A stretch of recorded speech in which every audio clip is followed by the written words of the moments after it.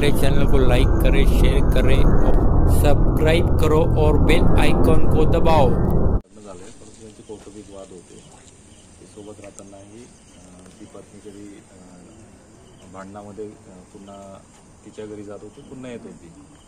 आज दुपारी देखील त्यांच्यात काहीतरी कौटुंबिक वाद झाला, त्याच्यामुळे ती पत्नी घर सोडून तिच्या मामाच्या घरी गेली होती। त्याच्यानंतर त्या पत्नीचे वडील आणि तिचा मामा असे या जावयाला समजवण्यासाठी त्याच्याकडे आला असता त्यांच्यामध्ये भांडणं झाले आणि त्या भांडणातून जावाईने तिच्या वडिलांना व तिचे जे मामा आहेत त्यांना मारहाण केलेली आहे। त्या मारहाणीमध्ये तिचे मामा हे मयत झालेले आहेत आणि तिच्या वडिलांना देखील डोक्याला जखमा झालेल्या आहेत। यांच्या फिर्यादीवरून आता गुन्हा दाखल करण्याची प्रक्रिया सुरू आहे।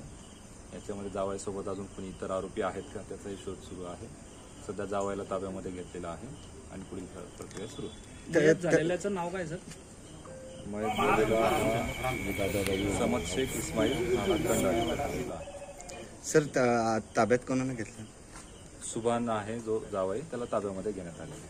जखमी कोणी आहे? जखमी तिचे वडील आहेत शेख जमील शेख ठाकूर, त्यांच्या डोक्याला मार लागलेला आहे। चांगला आहे। तर अजून किती आरोपी आहेत? आरोपी किती आहेत?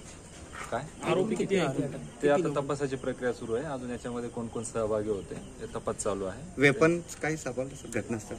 आता ते तपासाची प्रक्रिया चालू आहे, त्याचा आम्ही तो शोध घेत आहोत। ठीक आहे, धन्यवाद।